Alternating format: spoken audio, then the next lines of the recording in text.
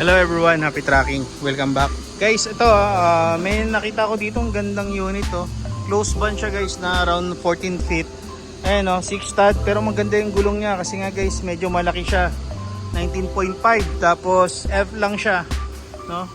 Ayan, pakita ko sa inyo. So, ang kanyang harapan is mulye pa, no? Ayan no. So yan.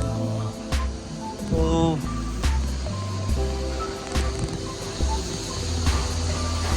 ito nga yung likod niya.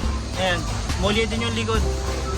Pero ano siya guys, no? Ang ganda niya dahil nga malapad, NPR. Opo, 14 feet to. So, ayan. May send pa ako sa inyo. At nga guys, dito nga sa may part na to, ayun, maganda to. Okay tong close band na to, no? Sa may Subic, no? So, hindi tayo nagkaroon ng pagkakataon na mabuksan itong pinto dahil nga, ayan, nakalock.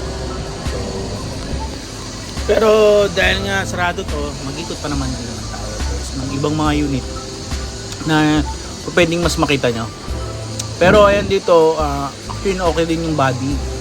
Kaya isa sa torsa na gusto ko kasi kadalasan sa mga nakikita ko din na truck, halos ganito din yung mga gamit nila. At guys, ang maganda dito, yung gulong niya talaga malaki. Siya nga pala guys, meron din dito. Ayan, tapos meron din dito 10 feet na drop feet. Side. Ito naman guys, ang kanyang suspension is torsion, no? Hindi po siya molye. Ayan. Then electronic type for JJ1 na 10 feet pero drop side at alam ko mas marami din naghahanap nito. For JJ1 halos mga ganito, mga N series na to, electronic type. Tapos din dito meron dito nakalagay kasi dito damping. Pero kung titignan niyo siya, ang itsura niya pang drop side. Ibig sabihin siguro ang dumping pang ano, siguro no panghakot ng mga basura. So, pwede rin. Dahil ito ang ganda din ng gulong niya, malaki, no? Pero ito torsion type, no? Both sila torsion type guys, no? Then 5 stud nga lang. Ayan. So, kadalasan din sa mga 10 feet, no? Ganito. Naalala ko meron din ako mga subscribers na ganitong hanap. Ayan. Kita nyo, ito yung loob niya, hindi pa po siya nare-record. Pero gagawin naman nila yan once na magustuhan niya. Tapos naalala ko ito, ang i-vlog natin to, no? Itong unit na to.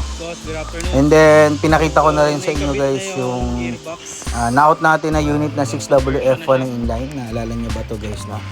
So nabili lang to ng 1.315 million. 1.615 million, no? Na inline under conversion siya guys, yan. Then ayan, so maraming salamat sa inyo guys. Mag-upload pa tayo ng marami. Happy tracking channel everyone. Thank you, bye bye and God bless.